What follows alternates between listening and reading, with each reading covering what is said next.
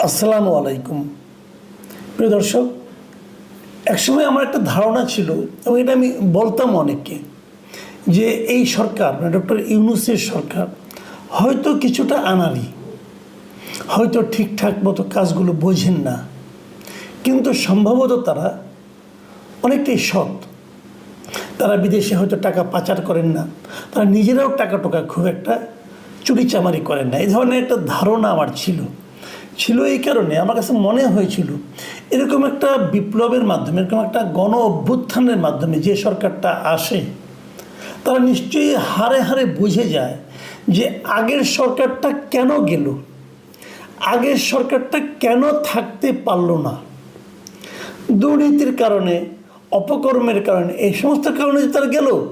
তো সেই কাজগুলো আমিও করব, এত দ্রুত করব, দায়িত্ব পাওয়ার সঙ্গে সঙ্গে করা শুরু করব, এই চিন্তাটা আমার মধ্যে কাজ করেছিল। কিন্তু ওই তো বললাম যে মানুষ সব জানতা না, মানুষ ভুল করে। এখন আমার কাছে মনে হচ্ছে যে তখন হয়তো আমিও আসলে ভুল বুঝেছিলাম। এই কারণে বুঝেছিলাম যে নতুন নতুন খবর চোখে আসছে। আমরা দেখেছি, মাত্র একদিন আগে দেখলাম যে দুজন উপদেষ্টার এপিএস মানে একান্ত ব্যক্তিগত সহকারী যারা আছেন, দুজনকে সরিয়ে দেওয়া হয়েছে। কেন সরিয়ে দেওয়া হয়েছে কোনো ব্যাখ্যা নেই, কিন্তু এটা সবাই জানে যে কেন সরিয়ে দেওয়া হয়েছে। একজনকে সরিয়ে দেওয়া হয়েছে, উনি হলেন স্থানীয় সরকার মন্ত্রণালয় ও যুব ক্রীড়া মন্ত্রণালয়ের উপদেষ্টা যিনি ছিলেন আসিফ মাহমুদ সজীব ভুঁইয়া। ওনার মানে সহকারী একান্ত সচিব মানে এপিএস মিস্টার মোয়াজ্জেম হোসেন, ওনাকে দায়িত্ব থেকে সরিয়ে দেওয়া হয়েছে। এবং আরও একজন হলো স্বাস্থ্য উপদেষ্টা নূরজাহান বেগমের ব্যক্তিগত কর্মকর্তা মোহাম্মদ তুহিন ফারাবি।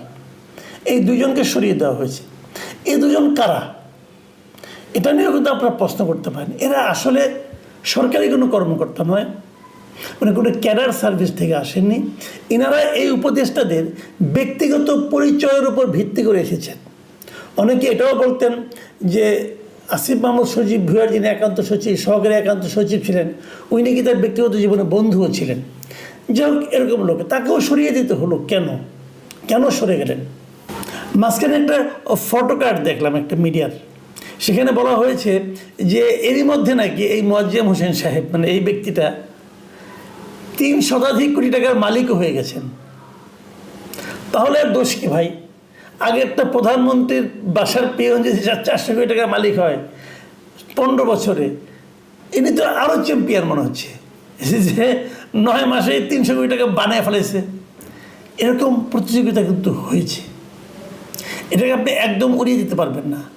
ফারাবি সাহেবের তথ্য ধীরে ধীরে আসছে এবং এটা অনেকেই জানে, অনেক কিছু আমি এগুলো নিয়ে আর ডিটেল বলতে চাই না, কারণ এগুলো নতুন কিছু না। আমি একটা ঘটনা বলি, আমাকে ওই দিন আমার এক মানে বন্ধু বললেন আর কি, দুদিন আগেই বললেন, একটা পুরোনো ঘটনায় বললেন যে ওনার একবার উনি একটা বড় প্রতিষ্ঠানের শীর্ষ কর্মকর্তা, ওনার কোনো একটা প্রয়োজনে একজন উপদেষ্টার সঙ্গে উনি দেখা করতে চেয়েছিলেন। তো ভাবলেন দেখা করার আগে ওনার এপিএসকে বরং একটা ফোন দিই, কারণ এই সমস্ত এপিএসটা প্রায় সবাই কিন্তু স্টুডেন্ট কোটায় এসেছে, কারণ স্টুডেন্টরাই ওদেরকে বসিয়েছে বিভিন্ন জায়গায়। এই বৈষম্য বিরোধী সমন্বয়ক এরাই বসিয়েছে, তাদেরই লোকজন। এবং সেই এপিএসকে যখন ফোন করলেন যে আমি একটু ওনার সঙ্গে একটা বিষয় নিয়ে কথা বলতে চাই, একটা অ্যাপয়েন্টমেন্ট হবেন, হয়তো আপনি এক কাজ করেন, আসেন কথা বলি। কী বিষয় নিয়ে কথা বলবেন? সন্ধ্যার পরে আমি গুলশানে একটা জায়গায় বসি, সেখানে আসেন। প্রশ্ন হচ্ছে কিন্তু এপিএস সাহেবকে সন্ধ্যার পরে গুলশানে একটা জায়গায় বসতে হয় কেন? গুলশানেই বা কেন? এটা কি রেট হাই করার জন্য, কাজটা জেনে নিয়ে কাজটা তদবির করার জন্য? হ্যাঁ, এটাই উত্তর। এবং এদের রেট ছিল খুব হাই। যারা এদের সঙ্গে বিভিন্ন সময় বসেছেন তারা জানিয়েছেন যে এদের রেট চিন্তাই করা যায় না। মানে আগেও তো অনেক এপিএস ছিল, আগে অনেক মন্ত্রী ছিল, তাদের কয়েক গুণ এদের রেট। কারণটা কি? এরা জানতো, এরা বলতো যে আমরা তো মাত্র কয়েকদিনের জন্য এসেছি, আপনার তো কাজটা হয়ে যাবে, কাজটা করিয়ে দিচ্ছি, অতএব অল্প সময় আমাদেরকে এটা ম্যানেজ করতে হবে। এবং এই টাকাটা কি এপিএস লেভেলেই থাকতো? এই টাকাটা কি উপদেষ্টারা পান না? উপদেষ্টারা না পেলে ওনারা কি বোঝেন না কাজটা তো হয়ে যায়? কাজ না হলে মানুষ তাদের টাকা দেবে কেন? অনৈতিক কাজ হয়ে যায় টাকা বিনিময়ে। তো যে অনৈতিক কাজটা হয় সেটাকে উপদেষ্টারা বোঝেন না, নাকি ওনারাও শেয়ার পান? আমার ধারণা পান। আবার অনেক ক্ষেত্রে আমি এমনও শুনেছি যে কোনো উপদেষ্টা নাকি এপিএসের উপর ডিপেন্ড করেন না, ভাই ভাইগনাকে পাঠান সরাসরি, যে ওনার সঙ্গে ডিল করেন। এরকমের খবর একটা পেয়েছে, আপন ভাইকে পাঠিয়েছেন, এরকম খবরও পাচ্ছি। এগুলো কিসের ইঙ্গিত বহন করে? একটা অনির্বাচিত সরকার যখন নাকি জবাবদিহিতা না থাকে, তখনই কিন্তু এ ধরনের ঘটনা ঘটতে থাকবে। যেমন একটা প্রশ্ন আমি যদি করি, এই যে আপনার স্থানীয় সরকার মন্ত্রণালয়ের যিনি মন্ত্রী আছেন, তিনি ঢাকা উত্তরে একজন মেয়র নির্বাচিত করেন, মেয়রকে বসিয়েছেন, মেয়রের পদে আর কি, মেয়রের কাজ করার জন্য মোহাম্মদ এজাজকে বসিয়েছেন।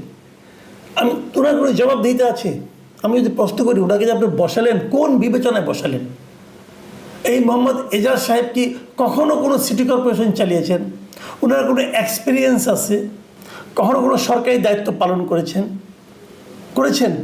করেননি। তাহলে ওনাকে আপনি বসালেন কোন বিবেচনা? এই যদি প্রশ্ন করে আপনি কি জবাব দিবেন? দেবেন না। কেন দিবেন না? কারণ আপনার সরকারের কেউ জবাবদিহিতার মধ্যে নেই। আপনি যা ইচ্ছা তাই করতে পারেন। এই যা ইচ্ছা তাই করার ক্ষমতা সম্পন্ন একটা সরকারকে আমরা কতদিন বয়ে বেড়াবো?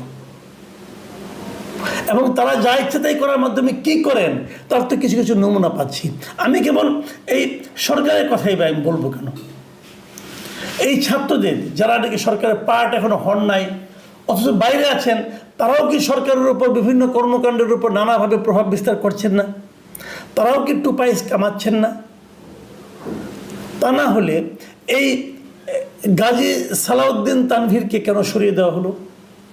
গাজী সালাউদ্দিন তানভীর তো একদম এলেবেলে কোনো লোক না, নতুন দল, এই জাতীয় নাগরিক পার্টির উনি যুগ্ম সদস্য সচিব। কয়েকদিন আগে তাদের এক সভায় এটা নিয়ে আপত্তি উঠেছিল, কয়েকদিনের ব্যাপারে অভিযোগ উঠেছিল, এবং একে নিয়ে একটা পত্রিকায় রিপোর্ট পর্যন্ত হয়েছে।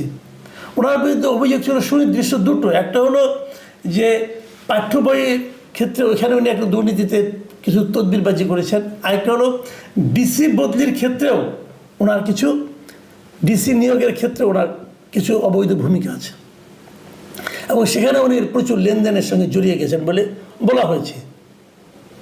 আপনার গাজী তানভীরকে চেনেন, দেখুন ওনার ছবি দেখেন আপনারা, কি নুরানি চেহারা। এরকম নুরানি চেহারার দ্বিতীয় একটা লিডার আপনি বের করতে পারবেন না। আমার না মাঝে মাঝে মনটা খারাপ হয়ে যায়, মাঝে মাঝে মনে হয় যে আওয়ামী লীগ আমলে একজন দরবেশ ছিল, এই এনসিপিও মনে হয় এটা দেখে একজন দরবেশ আমদানি করছিল।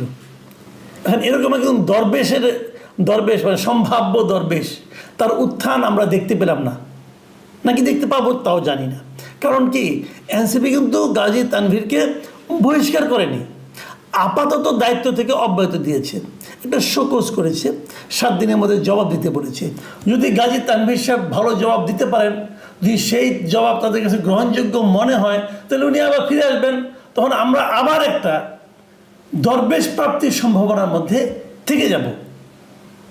এই জাতি সেই প্রত্যাশা নিয়ে থাকবে, তাহলে আমরা বোধহয় একজন দরবেশ পেতে যাচ্ছি। হচ্ছেটা কি ভাবুন একবার। এই ছাত্ররা আন্দোলন করেছে, কোনো সন্দেহ নাই, আন্দোলনের সামনে তারা ছিল, এবং আন্দোলন যখন বিজয় হয়েছে, যখন শেখ হাসিনা পালিয়ে গেছে, তখন আন্দোলনের পুরো কৃতিত্ব তারা নিজেদের বলে দাবি করেছে, এবং এই দাবি করার মাধ্যমে তারা বিপুল ক্ষমতা অর্জন করেছে, এবং সমস্ত জায়গায় তারা ঢুকে পড়েছে, এবং ঢুকে যত তদবির সঙ্গে তারা জড়িয়ে পড়েছে। ঠিক হয়েছে কাজটা। দেখুন আরেকজনের কথা বলি, যাকে আমি ব্যক্তিগতভাবে পছন্দই করতাম এতদিন, মানে এনসিপির অনেক লিডারের সঙ্গে আমার পার্সোনালি পরিচয় আছে, এবং এদের ডিগনিটিকে, এদের ইন্টিগ্রিটিকে আমি খুব পছন্দই করি। ভালো কথা বলে পড়াশোনা করা, এবং আমি এদেরকে সবাইকে প্রাথমিকভাবে তো সবাইকে আমি সৎ মনে করতাম। আস্তে আস্তে কিছু কমতেছে।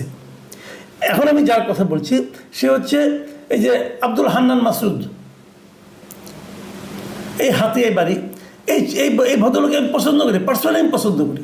কিন্তু এখানে কি দেখলাম, ওনার সঙ্গে আমি একাধিক টক শোতে ছিলাম, মানে কিছু খুব আবেগপ্রবণ ছেলে প্রায় কান্নাকাটি করেন, এবং এ কী করেছে, এর নামে কী অভিযোগ উঠেছে যে সে নাকি একটা প্রায় 1 কোটি টাকা 1.5 কোটি টাকা দামের গাড়ি চালায়। তো এই গাড়ি উনি কোথায় পেলেন? উনি কিন্তু আগে বলেছেন, সরাসরি টেলিভিশনে বলেছেন যে উনি হলো ওনাদের গ্রামের, ওনাদের এলাকার সবচেয়ে দরিদ্র পরিবার। ওনাদেরটা একটা ঘর আছে, সেই ঘরটা নাকি পড়ে যায় অবস্থা। সেরকম ঘরের একটা ছেলে এখন 1.5 কোটি টাকা দামের গাড়ি চালায়, এবং ওনাকে জিজ্ঞাসা করলে উনি কী বলছেন, গাড়িতে লুকিয়ে রাখা যায় না রে ভাই। ওনাকে জিজ্ঞাসা করার উনি কী বলেছেন, যে জামাতপন্থী একজন ব্যবসায়ী যিনি বিদেশে থাকেন, প্রবাসে থাকেন, তিনি না গিয়ে গাড়িটা ওনাকে চালাতে দিয়েছেন। আমার দুটো প্রশ্ন জনাব মাসুদ, আপনাকে আমার দুটো প্রশ্ন। প্রথম প্রশ্ন হলো যে এই গাড়িটা উনি আপনাকে কেন দিলেন? আগে দিলেন না কেন? কখনো আপনি ওনার আত্মীয় হন, আগে কেন দিলেন না? আপনি ওনাকে ভালোবাসেন, তা আগে কেন ভালোবাসলেন না? এখন ক্ষমতা বান বলে ভালোবাসেন। উনি আবার জামাতপন্থী, তার মানে কি আপনিও তার জামাতপন্থী? জামাতের একজন লোক জামাতপন্থী নয় এমন একজন লোককে গাড়ি দেবে কেন? উনিদেরকে রাজনীতি করেন, তাহলে আপনি কি জামাতের পারপাস সার্ভ করবেন এখানে? হতে পারে, আমার কোনো আপত্তি নাই, জামাত একটা পলিটিক্যাল পার্টি, আমার কোনো বক্তব্য নেই এতে। সেটা বলেন, তাহলে আপনি জামাতে জয়েন করেন, সমস্যাটা কি? আচ্ছা, এটুকু না হয় গেল। তারপরে কথা আপনাদের মনে আছে নিশ্চয়ই যে বিগত সরকারের আমলে ওবায়দুল কাদের সাহেব, ওনার দামি দামি ঘড়ি নিয়ে নানা ধরনের কিন্তু কথাবার্তা হতো। 10 লাখ, 20 লাখ, 30 লাখ টাকা দামে ঘড়ি উনি পড়তেন। উনি কী বলতেন? ওনাকে নিয়ে কেউ গিফট করেছে। কেন গিফট করে ভাই? গিফট এই কারণে, পৃথিবীর কোনো ব্যবসায়ী বিনা কারণে কিছু কাউকে দেয় না। তাদের সব উপহারই হলো এক ধরনের ইনভেস্টমেন্ট। তারা জানে এই লোকটা সামনে ক্ষমতায় যাবে, অথবা ক্ষমতাবান হবে, অথবা ক্ষমতাবান আছে, তার কাছ থেকে আমার বিনিময়ে কিছু পেতে হবে, এই জন্য তারা দেয়। তো এখানে কি তাই হয়েছে? আপনি তাকে কী দিবেন বিনিময়ে, অথবা কী দেওয়ার গ্যারান্টি দিয়েছেন, অথবা কী দিয়ে দিয়েছেন ইতিমধ্যে? আপনাদের তো পাওয়ারফুল, আপনি একদম তদবির করলে, ফোন করলে তো কাজ হয়ে যায়। নিশ্চয়ই ওনার জন্য কোনো ব্যবসায়িক সুবিধা আপনি করে দিয়েছেন, সেক্ষেত্রে একটু ঘুষ। আসলে কি হচ্ছেটা কি? এদের কি চক্ষু লজ্জাও নাই? আচ্ছা ধরেন, একটা কথা আমি বলি, একটা কথা বলে শেষ করি। এই যে 1.5 কোটি টাকা গাড়ি, এই গাড়ি দিয়ে ঢাকা থেকে হাতিয়া যেতে কত হাজার টাকা দামে, কত হাজার টাকা তেল খরচ হবে? এই গাড়িটা তো ভাই ওই 700-800 সিসির গাড়ি না। 1 লিটার তেল দিয়ে এই গাড়িটা বড় জোর 5 কিলোমিটার চলবে। তো এই যে বিপুল অঙ্কের খরচ আপনি কোথায় করবেন? আপনি কি চাকরি করেন? আপনি ইনকামটা কি? হান্নান মাসুদের ইনকামটা কি ভাই বলেন না? ইনকামটা কি আপনার? তো এই প্রশ্নগুলো কিন্তু উঠছে, এবং উঠছে বলেই অত্যন্ত দ্রুত বেগে এই এনসিপির জনপ্রিয়তা শূন্যের দিকে ধাবিত হচ্ছে। বিষয়টা মাথায় রাখুন। সামনে আরও অনেক দিন আপনাদের কিন্তু পথ চলতে হবে। আরও অনেকের নাম ধরে ধরে বলা যায়, আর বলছি না, আগামীতে বলতে হতে পারে। কিন্তু আপনাদের সতর্ক হওয়ার জন্য আহ্বান জানাচ্ছি। আপনাদের নিয়ে কিন্তু এই জাতি এবং ব্যক্তিগতভাবে আমি অনেক আশা করেছিলাম, যা দেখছি এতে হতাশা।